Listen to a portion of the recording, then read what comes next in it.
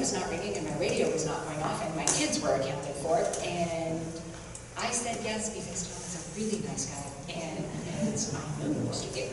And then I realized that what I had said yes to, and oh my goodness, I turned into this.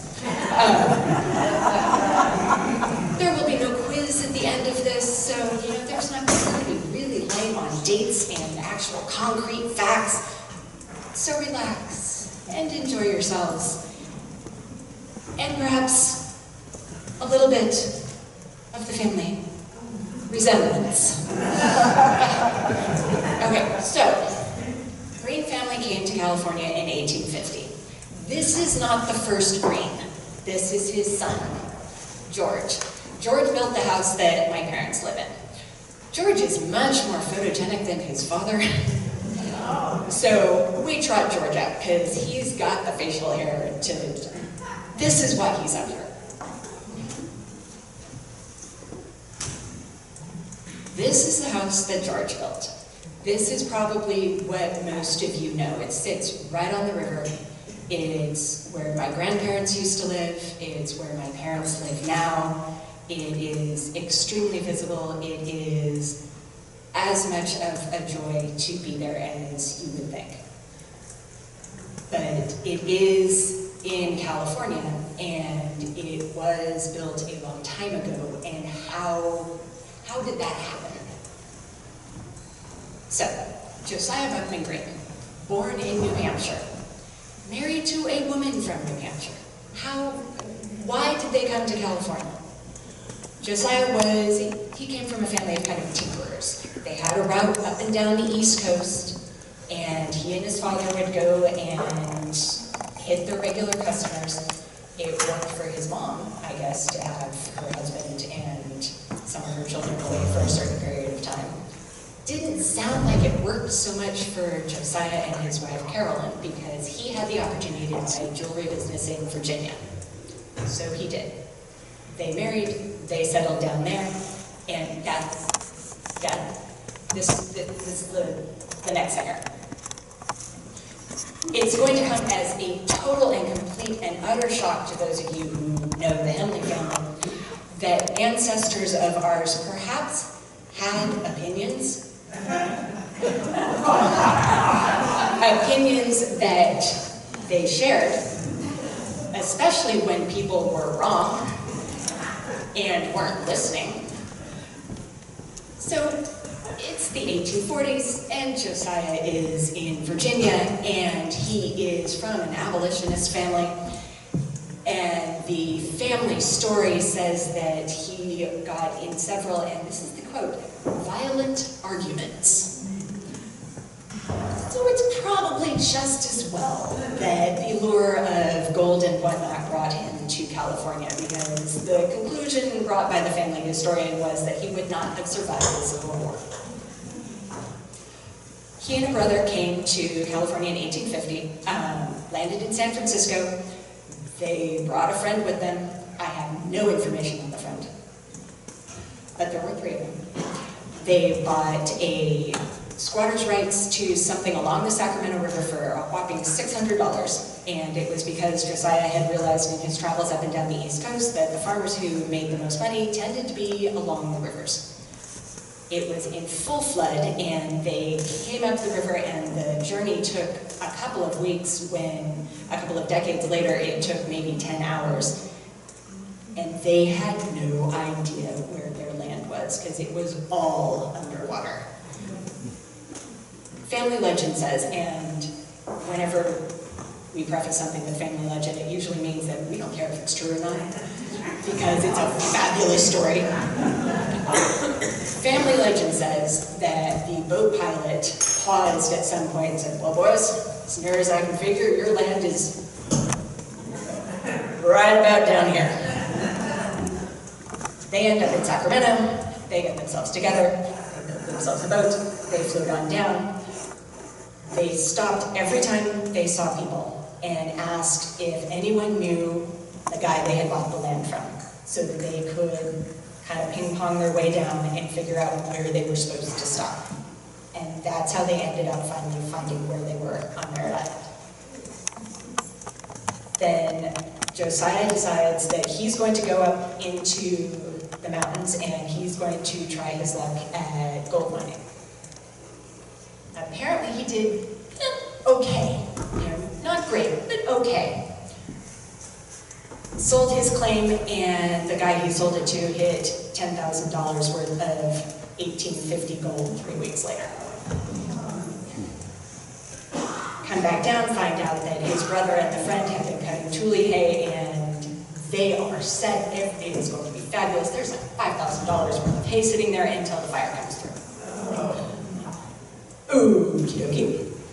Round about the time Josiah Green Sr. dies, the brother and Josiah Buckman swap East Coast property for West Coast property. Their brother goes back east, and that's kind of the last communication they had. Josiah goes back east, grabs his wife, grabs his son, they come back here, and 20 years later the son builds the house.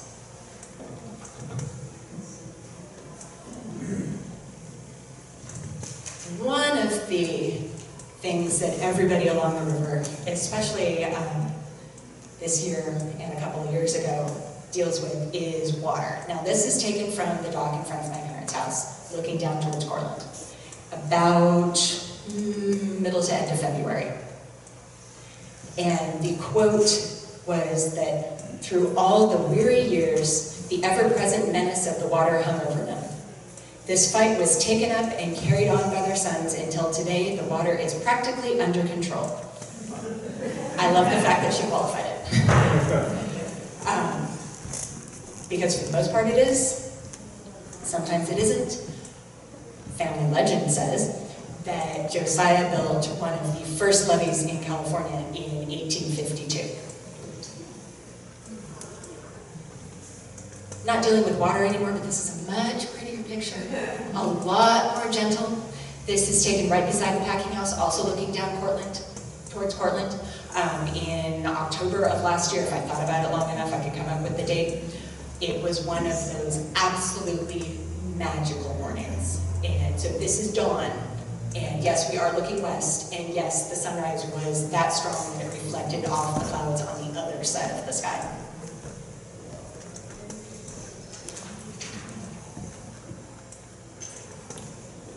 So let's get to Pears. How do we get from a New Hampshire / Virginia tinker / jewelry guy to Pears?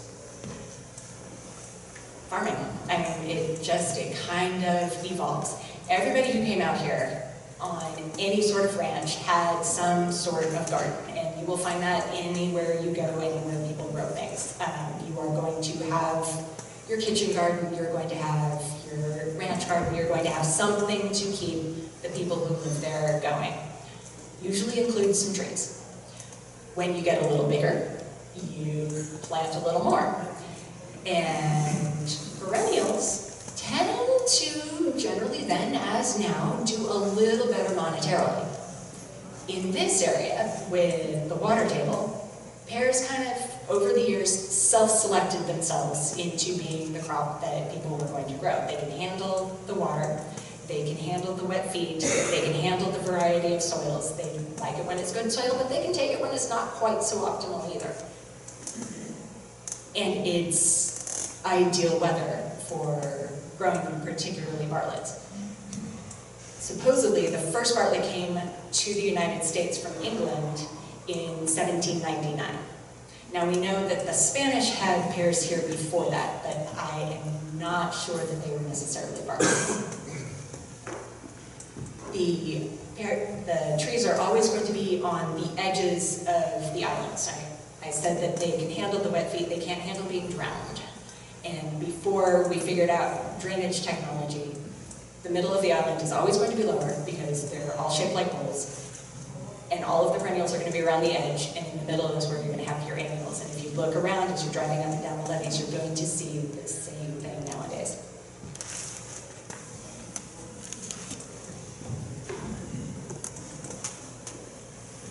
Before the internal combustion engine, we had horses. if you're going to do more than, say, 20 trees, you're going to need something to pull heavy stuff. Pears are heavy.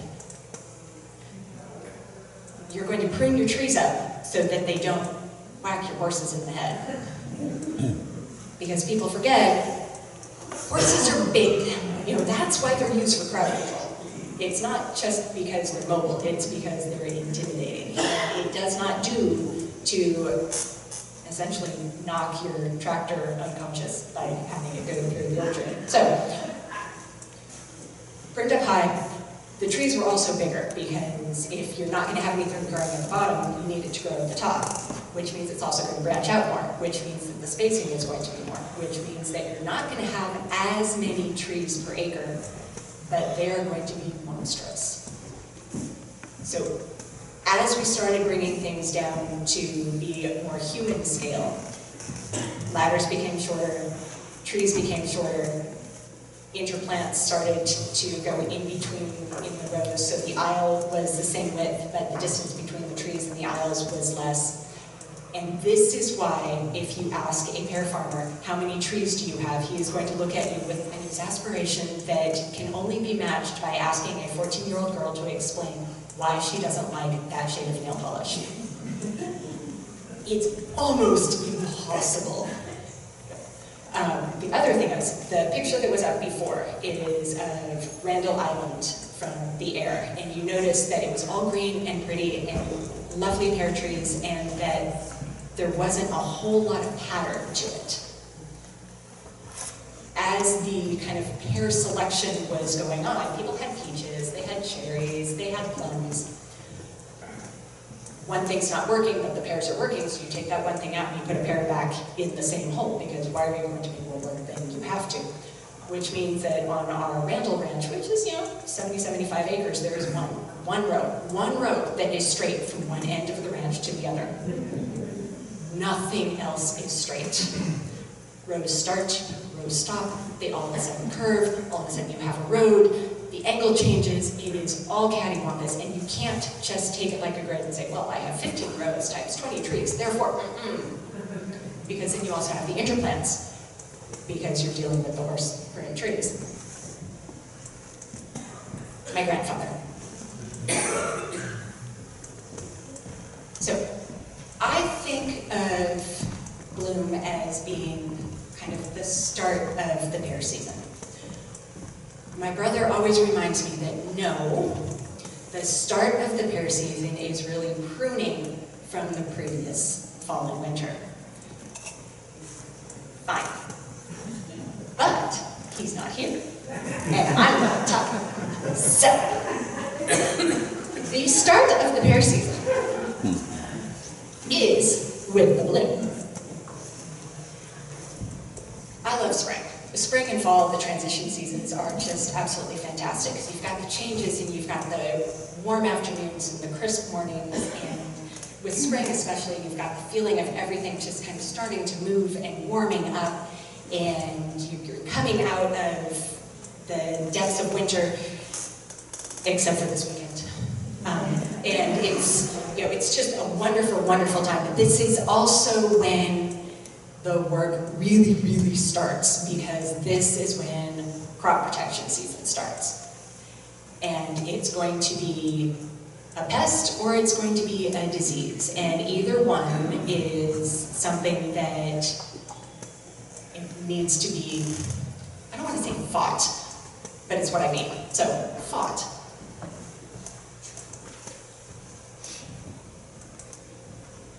But first we'll look at the bees. Because bees are happy things. As long as they're not stinging you and you're not allergic, these are very, very happy things. Most fruit need bees, or most flowers need bees in order to turn to fruit. Bartletts don't. They can reproduce without that. However, you will always see bees in Bartlett orchards, because bees aren't totally stupid, and there are flowers, and there is pollen, and there is nectar, and there you go.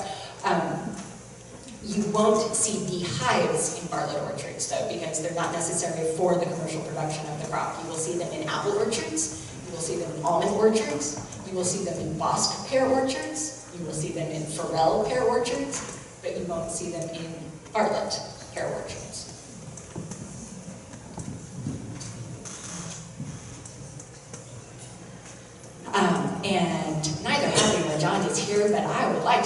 very much for allowing me to take a picture in front of their house. Part of crop protection involves chemicals, and people get all head up about chemicals, forgetting that, you know, from top to bottom, every single one of you is a bunch of chemicals, and you have clothed yourself in chemicals, and you are going to go home in a hard casing of chemicals, and you've just ingested more chemicals really than you want to think about, and we're all chemicals. However, things have evolved a little, and one of the things that I had a lot of fun with was going through different spray recipes and different 1920s and 1930s reports on how to treat XYZ bug. And invariably, XYZ bug was recommended to be treated with lead arsenate. Well done. Lead arsenate works really, really well. It is also really, really dangerous and really, really, really natural, because both of those things are on the periodic table of elements. So, my high school chemistry teacher would be very disappointed in me. Arsenic is atomic number 33. Look up whatever lead is. It's 80 something, I think. So natural does not necessarily equal safe. Lead arsenic is my go-to example when somebody says that you have to grow things naturally because that is the only way to make them safe. No. Also, if you think that nature is totally safe, strip down naked, spend 2 weeks in the Sierra, and then tell me at the end of that how safe you think nature is. Nature is out to kill you. The pot with the pretty geraniums. Used to hand mix the lead arsenic mixtures before they went into the spray tanks. Another thing that was used was nicotine. Also, excellent, excellent insecticide, and Agatha Christie will let you know that it's a personicide also. The caption on this photo was, "A good distribution of the dust is being accomplished." Yes, yes it is, right into their upturned faces, but it's nicotine, so probably they're just going to get a little mellow and they're not necessarily going to die. And they also know what they're doing. The powdered nicotine in this was 2% pure nicotine. The material cost was 3 3/4 cents per tree, which and I grabbed 400 trees per acre just because it was a lot of zeros and it made the math easier, works out to $15 an acre material cost for something that is almost guaranteed to work. Farmers out in the audience aren't even, I got no blinks even. This is also, to put it in perspective, around the same time that the University of California estimated that an annual per acre pear orchard establishment cost was $3.50. Interestingly enough, asparagus that same year was a whopping $22 per acre. I only have the chart, I don't have the reasoning behind it, but $3.50 for pears and $22 for asparagus seems to need explanation.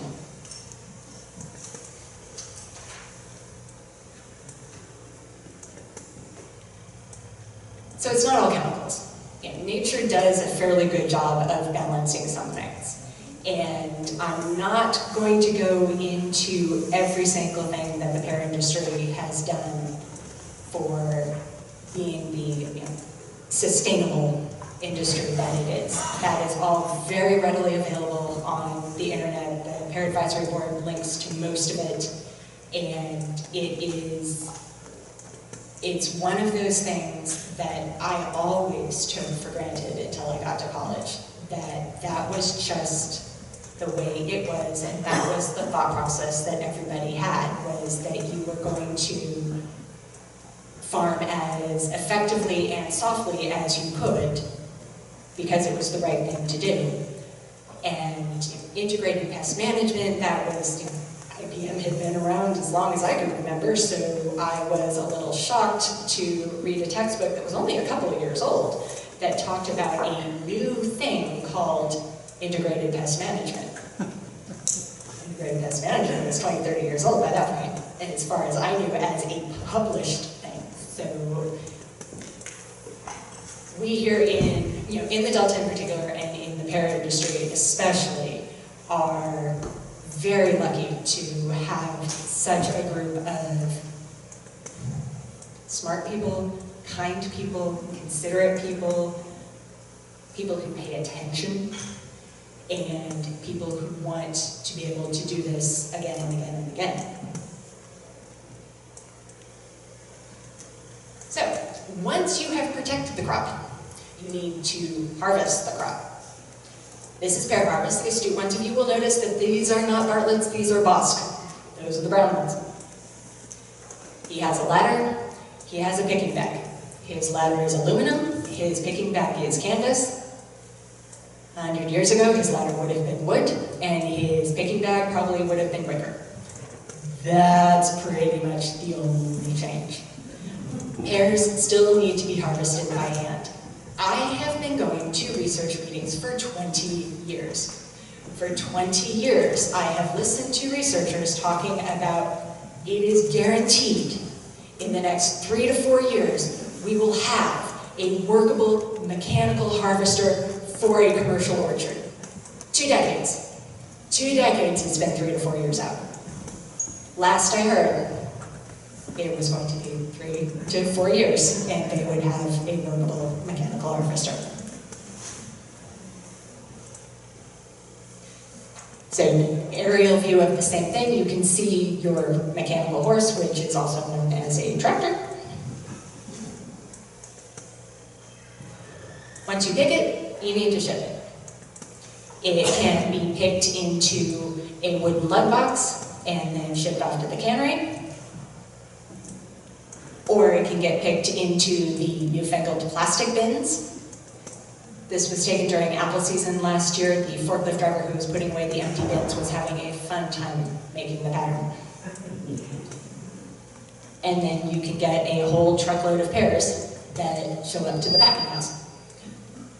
I mentioned before that pears are heavy. Each bin weighs roughly 1,000 pounds. So 2 bins make a ton. 15 years ago or so, a friend of mine had gone to a farmer's market, and she was all excited because she met a pear guy. And the pear guy told her that he could sell a ton of pears every weekend. And she was convinced that this is what was going to pull Green and Hemley and the entire California pear business out of the doldrums, and we were going to be superstars in the produce world if we all went to the farmer's markets. A commercial pear orchard will get you, for ease of math, 20 tons an acre. If one farmer's market one weekend gets you 1 ton, then you've got 19 tons from that 1 acre. Your average pear farm several years ago was 130 acres.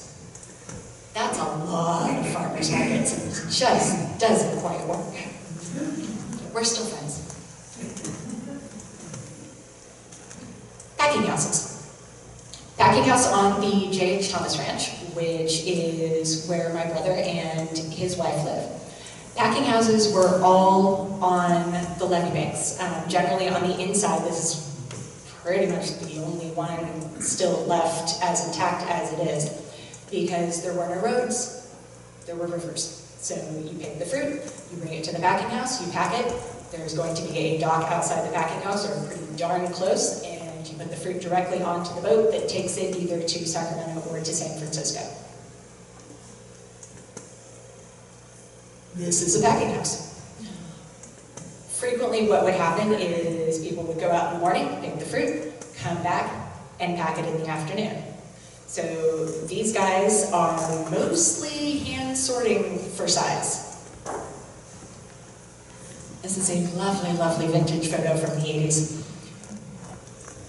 Still hand packing. These pears have been sized by a rope sizer.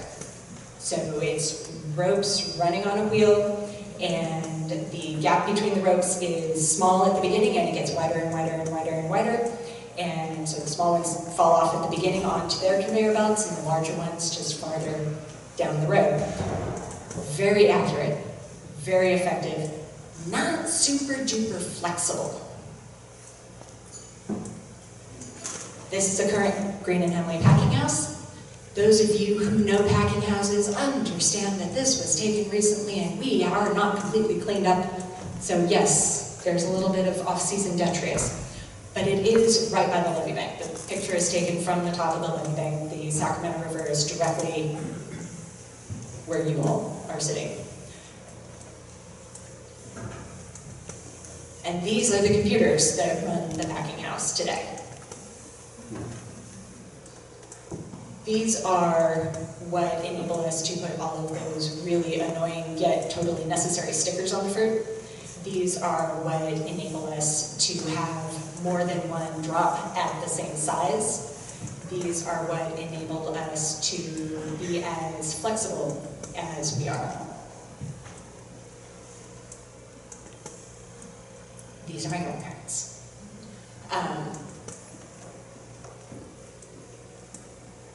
My grandfather put in the cold storage plant, and they are standing in the engine room that had the machinery that ran the cold storage plant. Cold storage plant is still running. A lot of those boxes are still on the wall. Not all of them are connected. Cold storage is important for all sorts of produce. It is particularly important for pears. Pears put off more heat per pound than almost any other piece of produce out there. So you have to get pears very cold, very quickly. What the cold storage enables us to do is to ship other places. If you don't have the cold storage, because refrigeration is one of the best forms of preservation out there, you are very, very limited in the reach that you have and the flexibility that you have. And this is also part of what enabled us to get into the apple business, because if your cold storage can handle pears, it can handle apples with one hand tied behind its back. Other things you can do. This is all my sister-in-law Sarah's fault. I had nothing to do with it. It is all her idea. The woman is brilliant, and there are reasons that we really, really, really like her. But she is the one who realized that it doesn't just have to be fresh, it doesn't just have to be canned, it can be liquid also. And then I put this one up because you guys have had the talk from Jim Dahlberg about labels and where they come from, and I'm not even going to get into any of it because I could never, ever do as good a job as he did. But one of my most prized possessions is an original Lydia label that was given to me by Mr. Dahlberg. Lydia comes from the J.H. Thomas Ranch, which, as I said, is where my brother and sister-in-law live. And I have always, always loved the label because it's just spectacular. It's that dark blue and the bright yellow and the brilliant orange, and the story of her being a favorite granddaughter, and I really, really like the label. And Jim one day walked into the office and said, "So I've got something for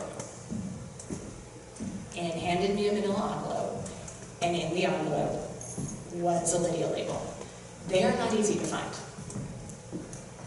There are very few left in the world for whatever reason, and he knew how much I liked it, and he knew how pleased I was how it looked when we brought it back for fresh packing, and it hangs on my wall.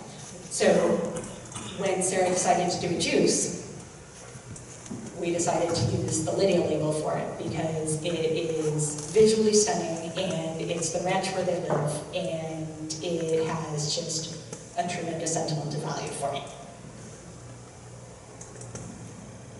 Back where we started, questions, comments. Lydia was a granddaughter of J.H. Thomas. or a daughter. A daughter or granddaughter, one of the two. And apparently he had a label for one of the boys as well.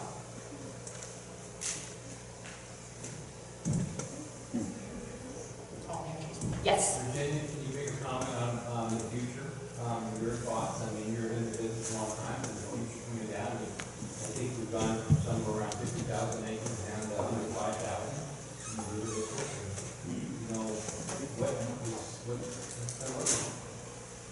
Well, you know, there is a little bit of those whom the gods wish to destroy, they make pear farmers. Pears are tough. Fresh fruits are also tough. You know, globalization has a lot to answer for, both positively and negatively. And on the balance, I think it's positive. On the negative, people have lost the idea of seasonality. I mean, I have been in the grocery store and had people, you know, not talking to me, but over my shoulder, complaining about no asparagus in December.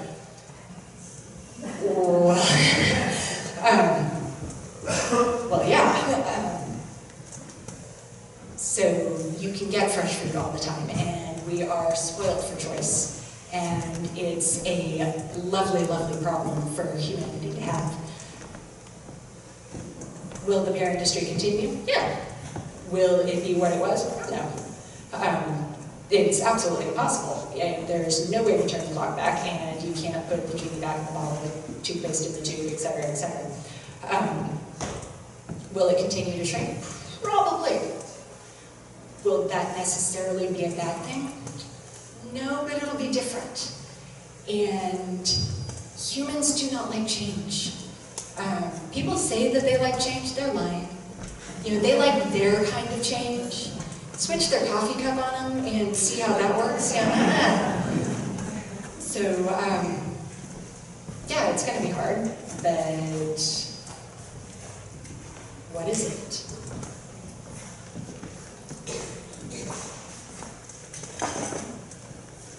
Nobody has a favorite pear joke. I do not have a favorite pear joke. I don't have a disfavorite pear joke. I have no pear jokes at all. Thank you.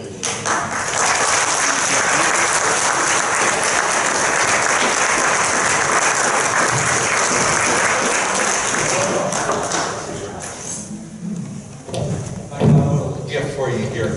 Since I was in the grape industry my whole life, we're going to lay it on to you for the pear industry. Here's 3 bottles of wine for you. I'm working for them now too, so. Here you go. I want to thank Virginia for coming down tonight.